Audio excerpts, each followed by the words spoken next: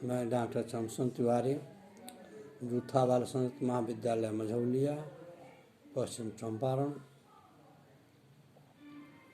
आज online class के माध्यम से मैं शास्त्रीय प्रतिष्ठा साहित्य प्रथम खंड के छात्रों को दुष्यंत का चरित्र चित्रण बताने जा रहा हूँ। दुष्यंत एक धीरोदात्त नायक है, क्षत्रिय राजा है। अभिज्ञान शाकुंतलम के अध्ययन के पश्चात यह पूर्णतः स्पष्ट हो जाता है कि दुष्यंत बड़े ही तेजस्वी, बलवान, पराक्रमी और प्रजापालक राजा थे। क्योंकि यदि काव्य शास्त्र के पैमाने से देखा जाए तो राजा दुष्यंत धीरोदात्त नायक है। क्योंकि दशरूपकार ने अपने काव्य में धीरोदात्त नायक के जो लक्षण दिए हैं वो इस प्रकार है। महासत्तो अति गंभीर, क्षमावान विकथन, स्थिरो निगुड अहंकारो धीरोदातो दृढ़वत। अर्थात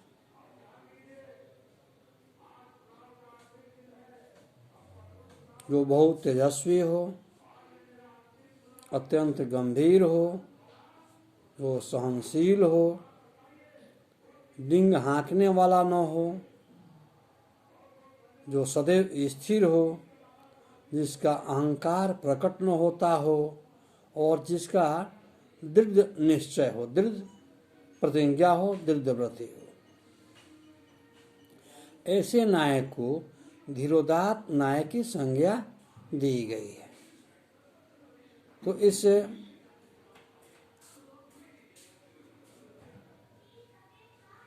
राजा दुष्यंत के संदर्भ में ये सारे गुण पाए जाते हैं। राजा दुष्यंत अत्यंत पराक्रमी है, अत्यंत तेजस्वी है, और स्वयं गंभीर है, अहंकार रहित है एवं प्रजापालक है,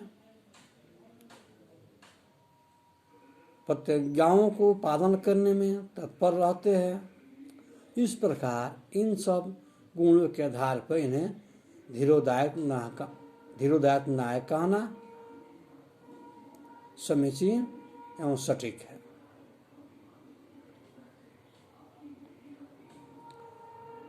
क्योंकि प्रियंवदा उसके विषय में ठीक कहती है, को न खलो दुराह गंभीर वृत्ति, वह बलिष्ठ और पराक्रमी है तथा वन गज के समान उसका शरीर है। अर्थात जंगल के जो मतवाले हाथी होते हैं, जो अत्यंत पुष्ट शरीर वाले होते हैं, ठीक उसी प्रकार यह राजा दुष्यंत भी जंगल के मतवाले हाथियों के समान पुष्ट शरीर वाला है।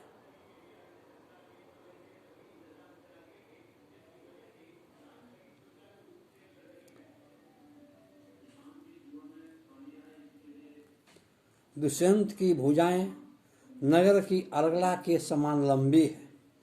अर्थात उसकी भुजाएं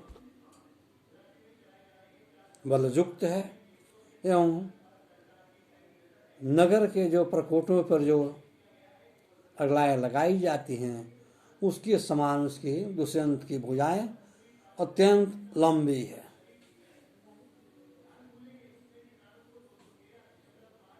दुष्यंत स्वयं पराक्रमी है, क्योंकि देवासुर संग्राम में जब देवता लोग दानवों से पराजित होने लगे तो इंद्र ने अपने सारथी मातली को स्वयं इंद्र के यहाँ अपना संदेश लेकर भेजा कि हे इंद्र, तुम हम देवताओं की रक्षा करो और हमारी मदद करो। और सारथी के कहने पर स्वयं दुष्यंत स्वर्ग जाते हैं और दैत्यों से युद्ध करके अपने पराक्रम को प्रदर्शित करते हैं। इस प्रकार हम कह सकते हैं कि राजा दुष्यंत अत्यंत बलशाली है, अत्यंत तेज युक्त है। उनकी धनुर्विद्याएं इतनी सुप्रसिद्ध है कि जब राजा दुष्यंत अपने धनुष की प्रत्यंचा चढ़ाते हैं तो उसके टंकार से जंगल के जो राक्षस गण है वे स्वतः ही भागना प्रारंभ कर देते हैं। धनुष की टंकार के श्रवण से ही जंगल राक्षसों से रिक्त हो जाता है कि दुष्यंत आया, वह मुझे मार डालेगा। इस प्रकार हम कह सकते हैं कि उसका जो चरित्र है सदैव असहाय और निर्बलों की सहायता करने के लिए पर्याप्त और उपयुक्त है। इतना ही नहीं, जब जंगल में ऋषि मुनियों के आश्रमों को जंगली हाथी तहस नहस कर देते हैं, बिखेर देते हैं, उस समय सूचना पाकर दुष्यंत स्वयं ही उन ऋषियों की सहायता के लिए उपस्थित हो जाता है और उनकी हवनादि कार्यों को संपन्न कराता है। यह दुष्यंत की चरित्र की विशेषताएं हैं। और दुष्यंत कर्तव्यपरायण है। राजा का एक सकुशल राजा होने के लिए कौन कौन से कार्य हैं, कौन से कर्तव्य हैं, राजा का अधिकार क्या है, इस सब की उसे भली भांति जानकारी है। और सदैव अपने कर्तव्यों का पालन करते हैं एवं प्रजा प्रेम भी राजा दुष्यंत में भरा हुआ है। वो सदैव प्रजाओं की रक्षा करते हैं, प्रजा की मदद करते हैं, असहायों की सहायता करते हैं, अर्थात वो प्रजापालक राजा है और अहम से दूर है। राजा दुष्यंत को अहंकार नहीं है कि मैं बलवान हूँ। वो अपने बलों का समुचित प्रयोग करते हैं, असहायों की मदद में अपने बलों की, अपनी भुजाओं की वीरता को प्रदर्शित करते हैं, न कि कुकर्मों में। और सत्कर्मों में ही सदैव लगे रहते हैं, सत्कर्मों को करते हैं, जिससे उनका जस दिनों दिन बढ़ता जा रहा है। अतः वह राजा कल्याणकारी है, दुराचारी नहीं है। और सत्यनिष्ठ है। सत्य की रक्षा करना दुष्यंत का परम कर्तव्य है। शाकुंतल के आधार पर वह राजा लंपट लुहेड़ा नहीं है, एक आदर्श राजा है। प्राचीन काल में राजागण आखेट किया करते थे, जैसे कि दशरथ ने आखेट के क्रम में श्रवण कुमार को मार दिया और उनके माता पिता के श्राप से स्वयं शोकाकुल होकर अपने प्राण का त्याग किए। ठीक उसी प्रकार यहाँ दुष्यंत भी आखेट प्रेमी है। आखेट करना राजाओं का कर्तव्य है, इसलिए वो आखेट के क्रम में ही कौन ऋषि के आश्रम पर उपस्थित होते हैं।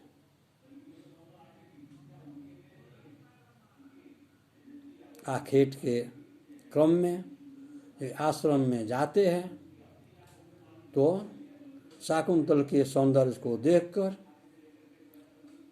उस पर आसक्त हो जाते हैं, परंतु वहाँ भी उनका प्रेम एक शुद्ध प्रेम है, आदर्श प्रेम है। वो जानना चाहते हैं यह कन्या किसकी कन्या है, क्योंकि नाटककार ने स्वयं लिखा है। तो संत अपने मुख से कहते हैं कि मानुष्यव्यम कथमनु अस्पादस्य रूपस्य संभव, अर्थात मनुष्यों में इस तरह की सौंदर्य का होना दुर्लभ है। अर्थात दुष्यंत को इस सत्य की अनुभूति होती है कि कोई साधारण मानव की पुत्री नहीं होकर या तो यह गंधर्व लोक की कन्या है या देवताओं या किसी तेज से उत्पन्न कन्या है। अर्थात इससे तर्क के आधार पर हम देख सकते हैं कि यह राजा दुष्यंत पूर्णतः आदर्श राजा है।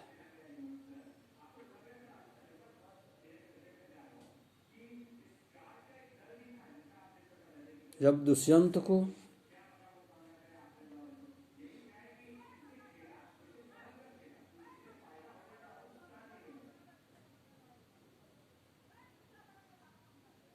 कला, संगीत आदि से आसक्ति है, प्रेम है,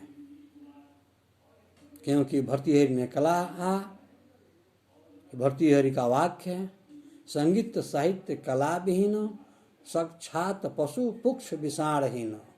अर्थात संगीत साहित्य से जो रहित व्यक्ति है वह पुच्छ रहित एक पशु के समान होता है। इसी कारण से राजा दुष्यंत संगीत प्रेमी है, संगीत का गान करते हैं, संगीत का श्रवण करते हैं, नृत्यों का आनंद लेते हैं।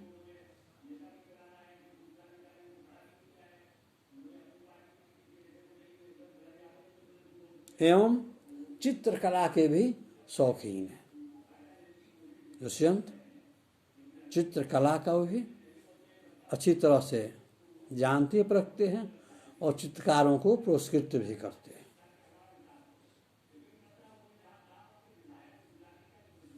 अर्थात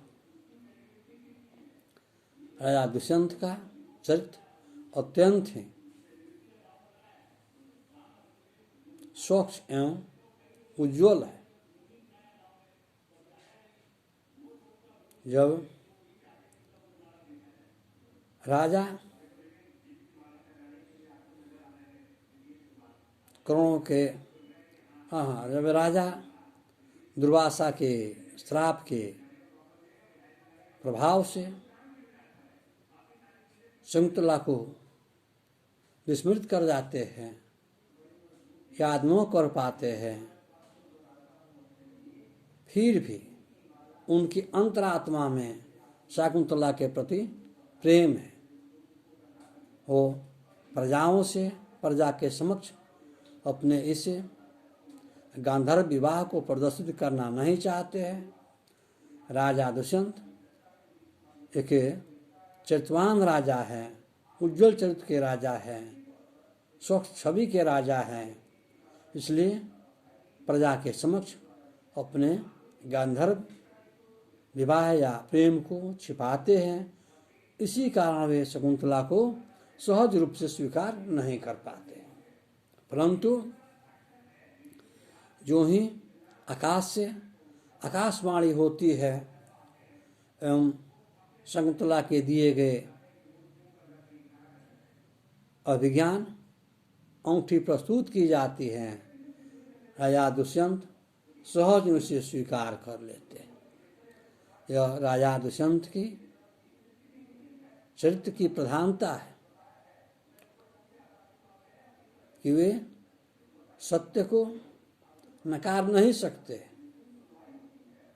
सत्य के रक्षक हैं, प्रजापालक हैं। सत्य को नकारने पर उनके चरित्र को लांछन लग सकता था, परंतु राजा ने अपने विवेक से वहाँ इस लांछना का भी समाधान स्वतः किया है, जिससे उसका चरित्र बेदाग है।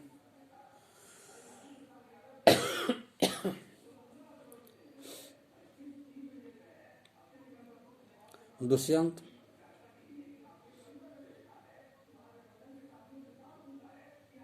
के चरित्र को सोने के तरह अगर अग्नि में तपाया जाए, जिस प्रकार सोने को अग्नि में तपाने पर उसकी चमक और बढ़ जाती है, प्रखर हो जाती है, ठीक उसी प्रकार यदि दुष्यंत के चरित्र को अग्नि में पकाया जाए, परीक्षा की जाए, तो उसका चरित्र कुंदन के तरह प्रकट होता है। इस प्रकार हम कह सकते हैं कि दुष्यंत एक चरित्रवान कुशल राजा है। उसके चरित्र बेदाग है और उसने अपने चरित्र को एक कुशल राजा के रूप में निर्वहन करने का सच्चा संकल्प प्रस्तुत किया है, क्योंकि दुष्यंत चूंकि प्रजा पालक राजा है, प्रजा का सत्कार करना, प्रजा को न्याय प्रदान करना दुष्यंत का परम कर्तव्य है। इसी कारण वह नित्य प्रतिदिन अपनी सभा में बैठता है और लोगों के दुखों का, लोगों के वाक्यों का ठीक से सुनता है और सुनने के पश्चात उसका समुचित समाधान भी करता है। अर्थात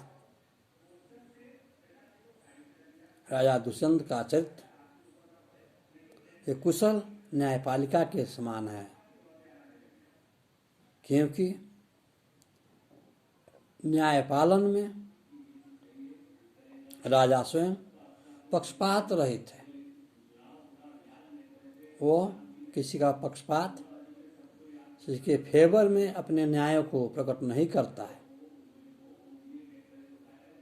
राजनीति के अनुसार धर्मशास्त्रियों के परामर्श के पश्चात ही राजा अपने न्यायोचित आदेशों को पारित करता है। इस प्रकार राजा का जो न्यायिक चरित्र है वह भी अत्यंत उज्ज्वल है।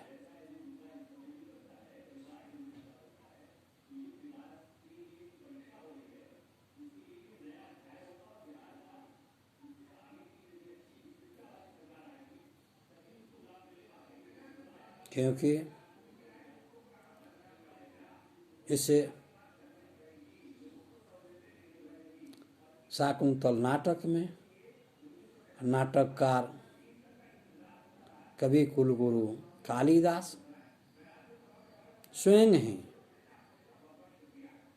नाट्यकला में एवं घटनाओं की उपस्थिति के संदर्भ में अत्यंत ही निपुण है। कब किस घटना का उल्लेख किया जाए ये खूब अच्छी तरह से जानते हैं।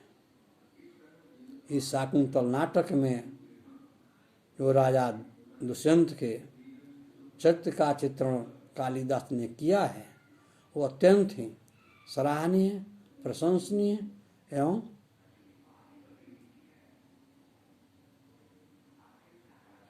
विशेष रूप से प्रभावशाली है।